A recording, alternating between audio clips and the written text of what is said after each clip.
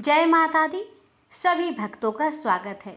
आज आषाढ़ गुप्त नवरात्रि का प्रथम दिन है और यह विशेष दिन गुरुवार यानी बृहस्पतिवार का है। आज का दिन दोहरी कृपा लेकर आया है। माँ काली के पवित्र व्रत और गुरुवार के व्रत का संगम। आज हम सबसे पहले माँ काली की दिव्य व्रत कथा का श्रवण करेंगे, जो साधक के जीवन में शक्ति, सुरक्षा और समृद्धि लेकर आती है। साथ ही गुरुवार यानी देवगुरु बृहस्पति देव की व्रत कथा भी सुनेंगे, जिससे जीवन में ज्ञान, सुख और समृद्धि का द्वार खुल सके। तो बने रहिए अंत तक।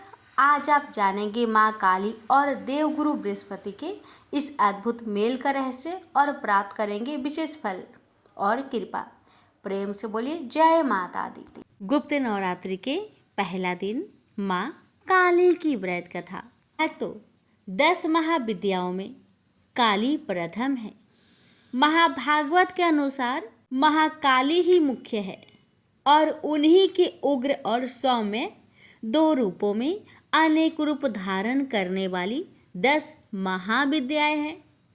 विद्यापति भगवान शिव की शक्तियाँ, ये महाविद्याएं अनंत सिद्धियां प्रदान करने में समर्थ है।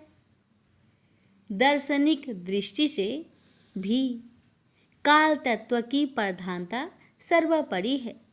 इसलिए महाकाली या काली ही समस्त विद्याओं की आदि है, अर्थात उनकी विधामयी विभूतियाँ ही महाविद्याएं हैं।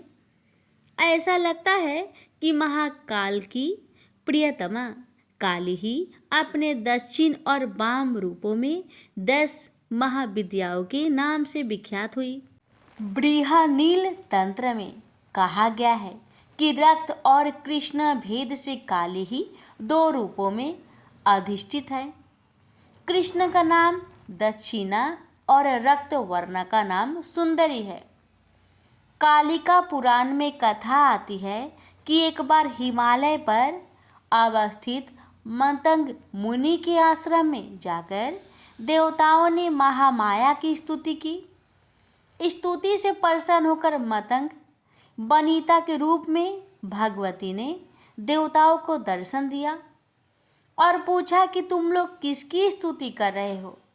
उसी समय देवी के शरीर से काले पहाड़ के समान वर्ण वाली एक और दिव्य नारी का प्रकट हुआ। उस महातेजस्वी ने स्वयं ही देवताओं की ओर से उत्तर दिया कि ये लोग मेरा ही स्तवन कर रहे हैं। वे काजल के समान कृष्णा थी, इसलिए उनका नाम काली पड़ा।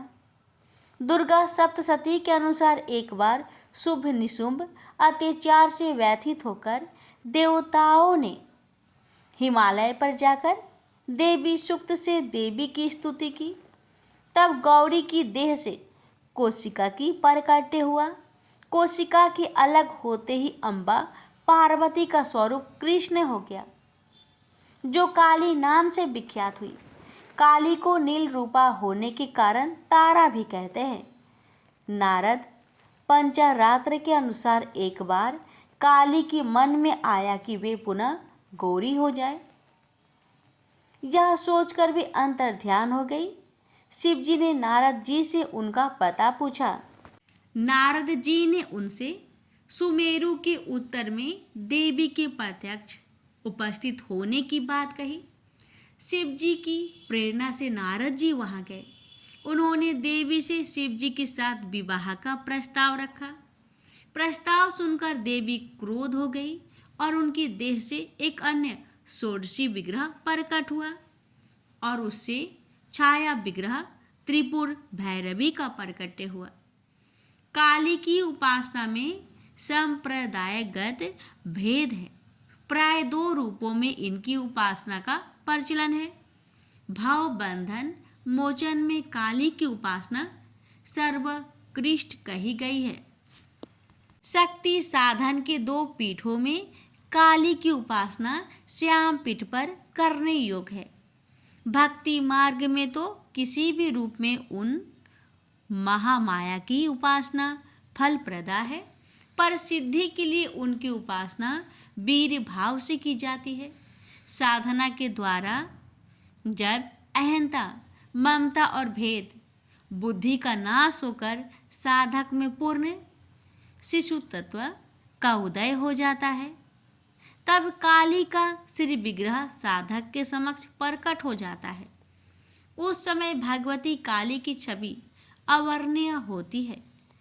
कज्जल के पहाड़ के समान दिग्वसना, मुक्त कुंतला, स्व पर आरूढ़ मुंडमाला धारिणी भगवती काली का प्रत्यक्ष दर्शन साधक को कृतार्थ कर देता है।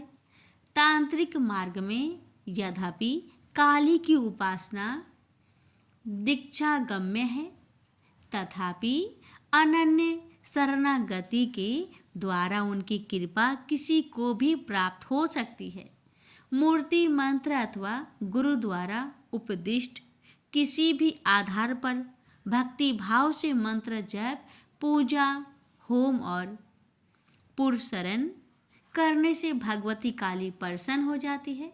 उनकी प्रसन्नता से साधक को सहज ही संपूर्ण अभिष्टों की प्राप्ति हो जाती है। प्रेम से बोलिए माँ काली की जय। देवगुरु बृहस्पति जी की व्रत कथा।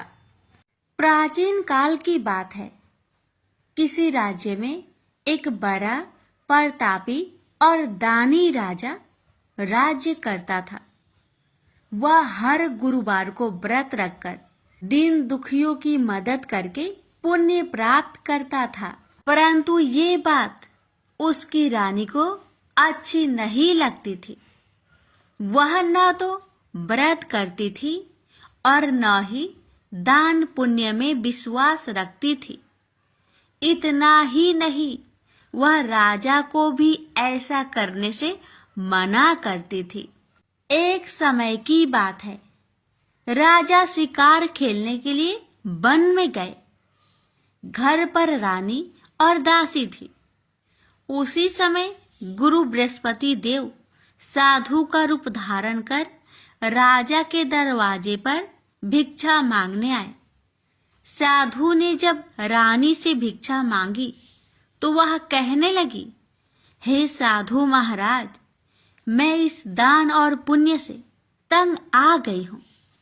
आप कोई ऐसा उपाय बताए जिससे कि सारा धन नष्ट हो जाए और मैं आराम से रह सकूं। इतना सुनकर बृहस्पति देव ने कहा, हे देवी, तुम बड़ी विचित्र हो। संतान और धन से कोई दुखी होता है? अगर अधिक धन है तो उसे शुभ कार्यों में लगाओ, कुंवारी कन्याओं का विवाह कराओ, विद्यालय और बाग बगीचे का निर्माण कराओ, जिससे तुम्हारे दोनों लोग सुधरे। परंतु साधु की इन बातों से रानी को खुशी नहीं हुई। उसने कहा कि मुझे ऐसे धन की आवश्यकता नहीं है जिसे मैं दान दूं और जिसे संभालने में मेरा सारा समय नष्ट हो जाए। तब साधु ने कहा, अगर तुम्हारी ऐसी इच्छा है तो मैं जैसा तुम्हें बताता हूँ तुम वैसा ही करना। गुरुवार के दिन तुम घर को गोबर से लिपना, अपने बालों को पीली मिट्टी से धोना, राजा से हजामत बनाने को कहना, भोजन में मांस मदिरा का प्रयोग करना, कपड़े धोबी के यहाँ धुलने देना। इस प्रकार 7 बृहस्पतिवार करने से तुम्हारा समस्त धन नष्ट हो जाएगा। इतना कहकर साधु के रूप में बृहस्पति देव अंतर्ध्यान हो गए।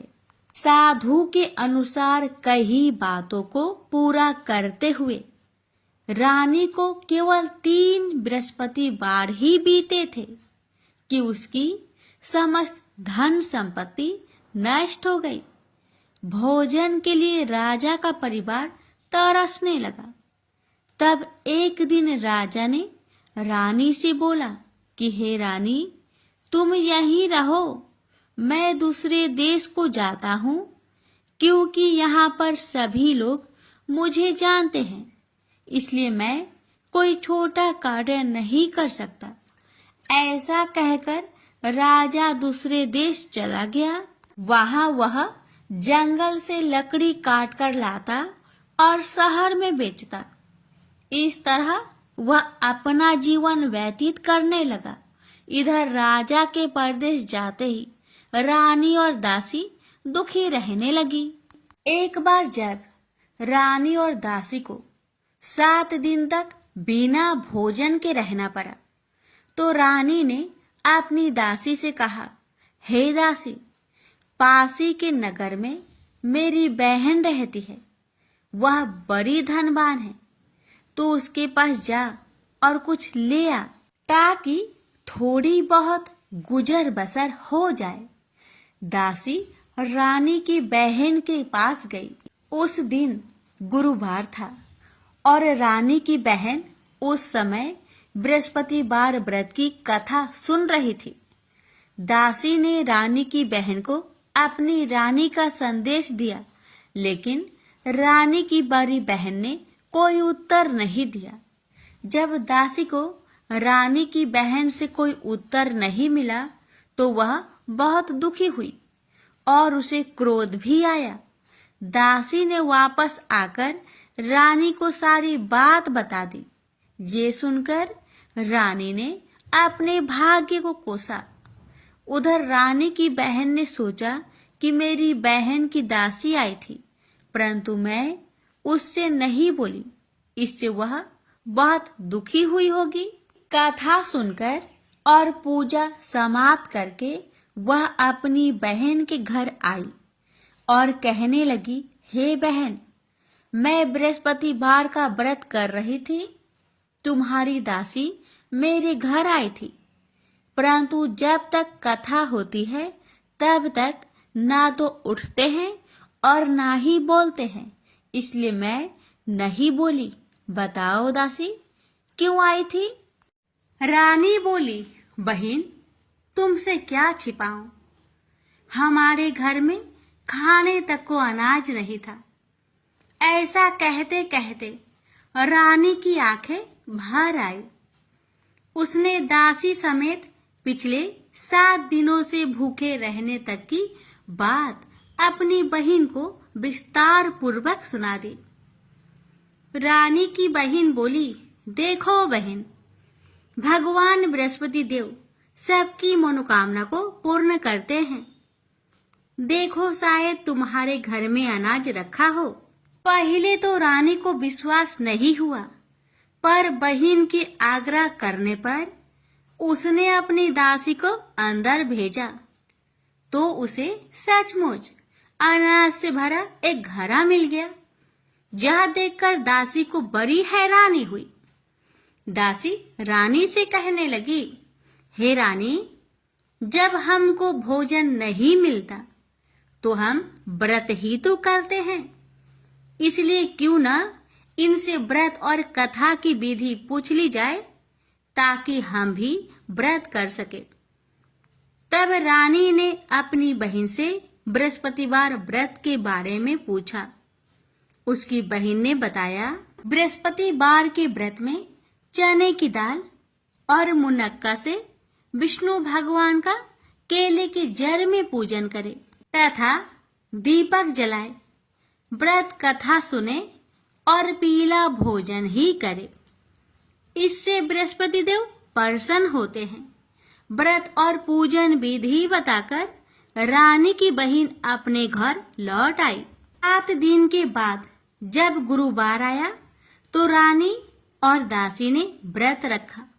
घुड़सार में जाकर चना और गुड़ लेकर आई। फिर उससे केले की जड़ तथा विष्णु भगवान का पूजन किया। अब पीला भोजन कहाँ से आए?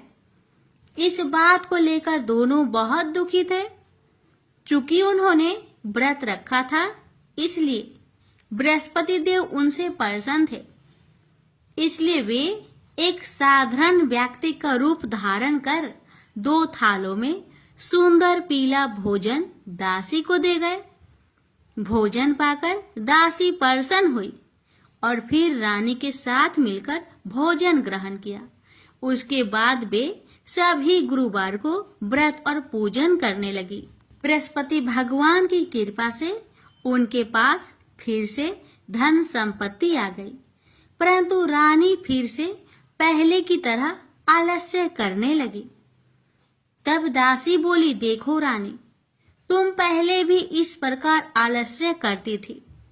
तुम्हें धन रखने में कष्ट होता था, इस कारण सभी धन नष्ट हो गया, और अब जब भगवान बृहस्पति की कृपा से धन मिला है तो तुम्हें फिर से आलस्य होता है।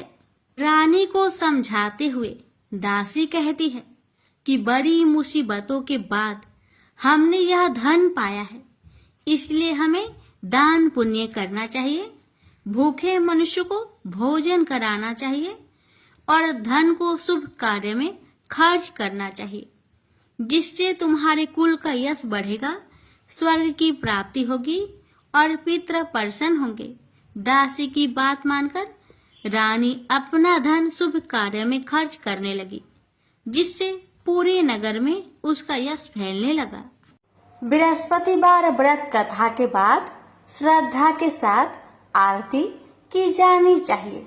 इसके बाद प्रसाद बांटकर उसे ग्रहण करना चाहिए।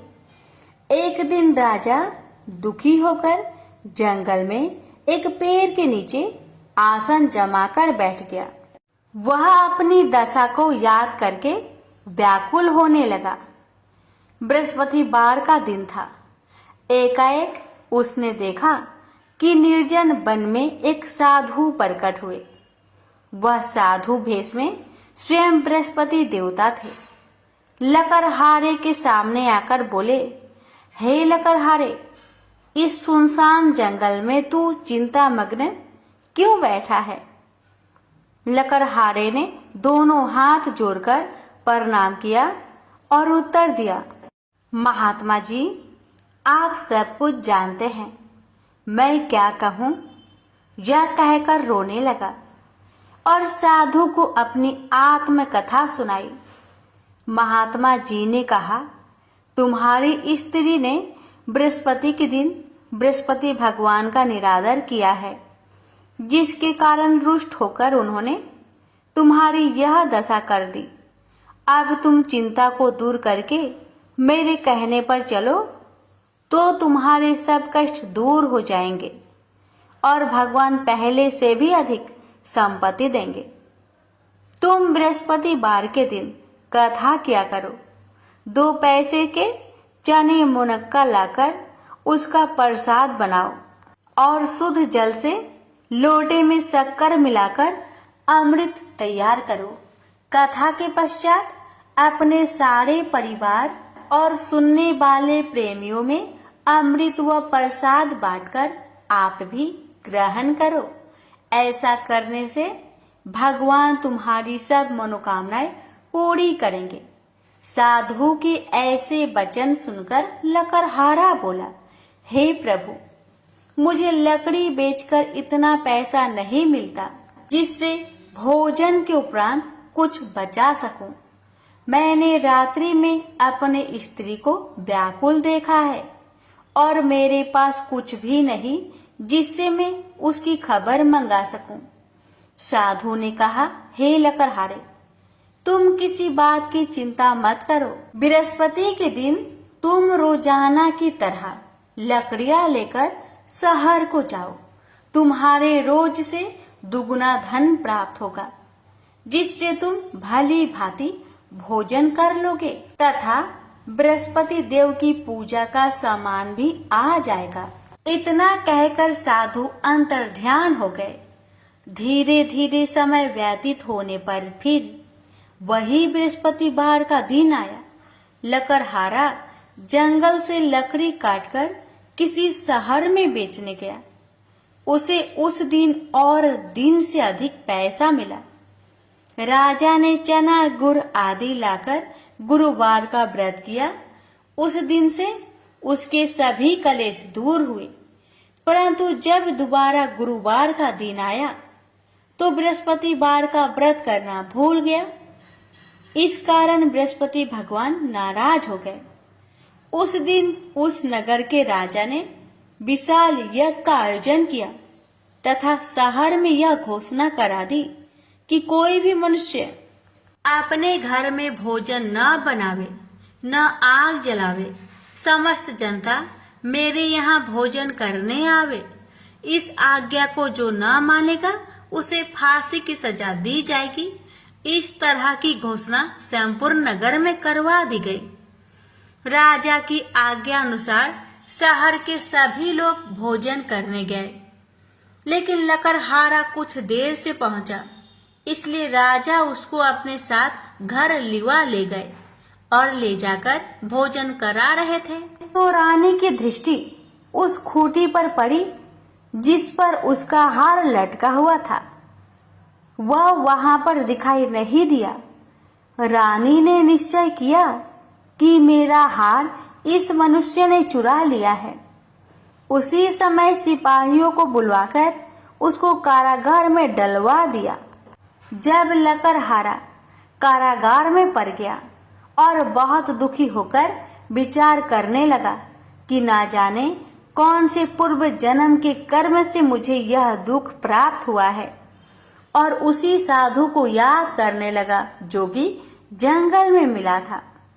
उसी समय तत्काल बृहस्पति देव साधु के रूप में प्रकट हुए और उसकी दशा को देखकर कहने लगे, अरे मूर्ख, तूने बृहस्पति देव की कथा नहीं करी, इस कारण तुझे दुख प्राप्त हुआ है। अब चिंता मत कर। बृहस्पतिवार के दिन कारागार के दरवाजे पर 4 पैसे पड़े मिलेंगे। उनसे तू बृहस्पति देव की पूजा करना, तेरे सभी कष्ट दूर हो जाएंगे। बृहस्पति के दिन उसे 4 पैसे मिले। लकड़हारे ने कथा कही। उसे रात्रि को बृहस्पति देव ने उस नगर के राजा को सपने में कहा, हे राजा, तुमने जिस आदमी को कारागार में बंद किया है वह निर्दोष है, वह राजा है, उसे छोड़ देना। रानी का हार उसी खूंटी पर लटका है। अगर तू ऐसा नहीं करेगा तो मैं तेरे राज्य को नष्ट कर दूंगा। इस तरह रात्रि के सपनों को देखकर राजा प्रातः काल उठा और खूंटी पर हार देखकर लकड़हारे को बुलाकर क्षमा मांगी तथा लकड़हारे को योग सुंदर वस्त्र आभूषण देकर विदा कर दिया। बृहस्पति देव की आज्ञा अनुसार लकड़हारा अपने नगर को चल दिया।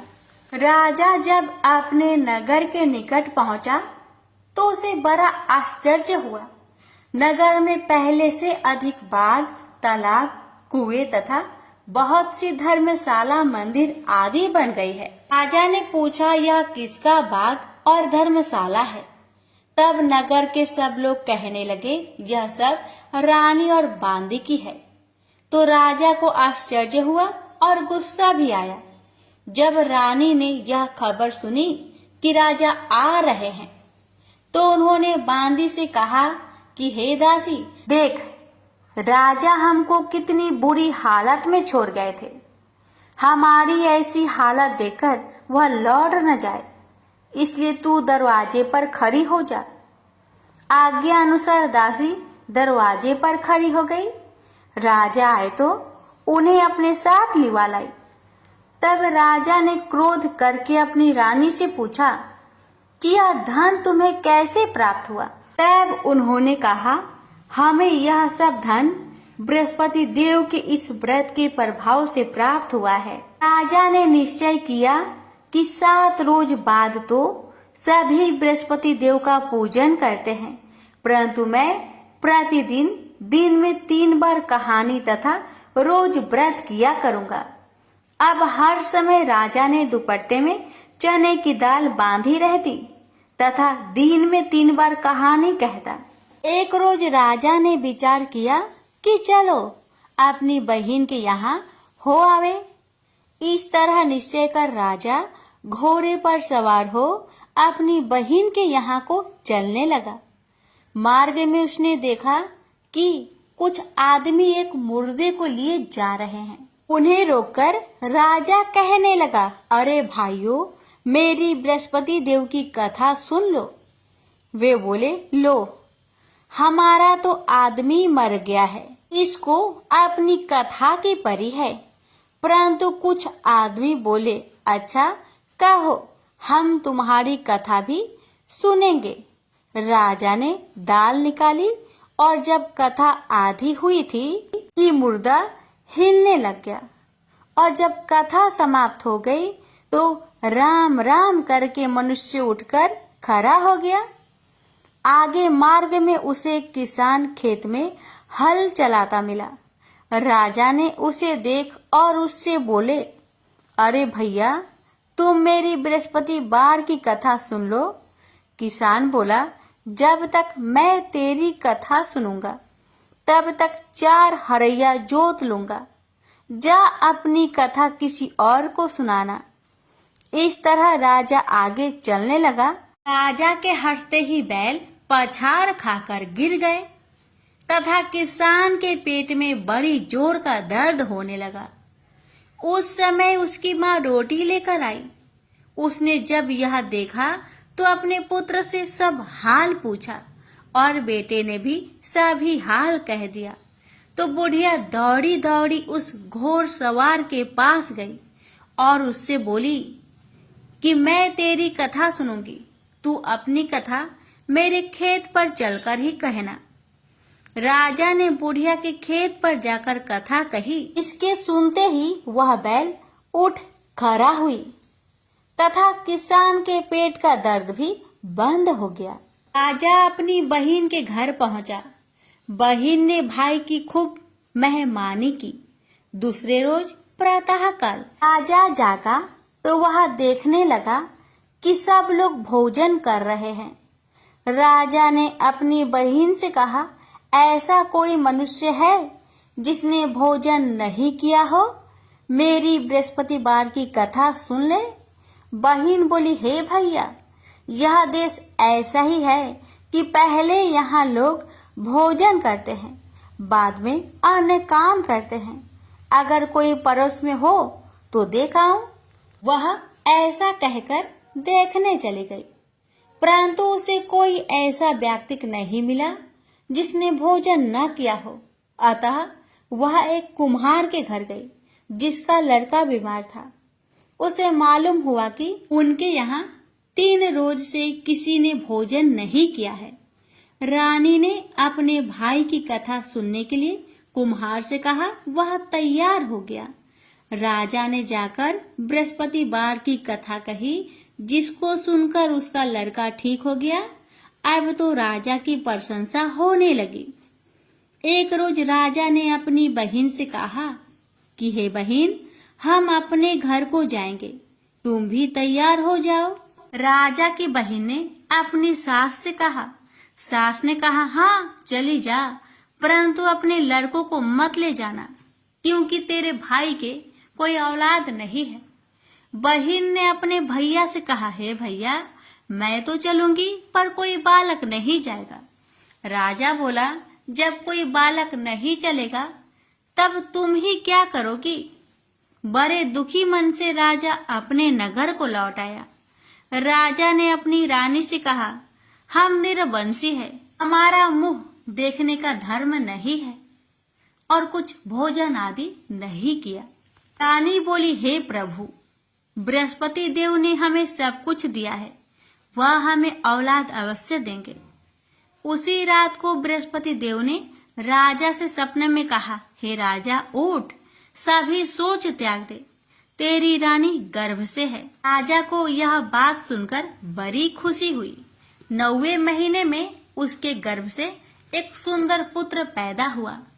तब राजा बोला, हे रानी, स्त्री बिना भोजन के रह सकती है, पर बिना कहे नहीं रह सकती। जब मेरी बहन आवे तुम उससे कुछ मत कहना। रानी ने सुनकर हाँ कर दिया। जब राजा की बहन ने यह शुभ समाचार सुना तो वह बहुत खुश हुई तथा बधाई लेकर अपने भाई के यहाँ आई। तभी रानी ने कहा, घोड़ा चढ़कर तो नहीं आई, गधा चढ़ी आई। राजा की बहन बोली, भाभी, मैं इस प्रकार न कहती तो तुम्हें औलाद कैसे मिलती? बृहस्पति देव ऐसे ही हैं, ऐसी जिसके मन में कामनाएं हैं सभी को पूर्ण करते हैं।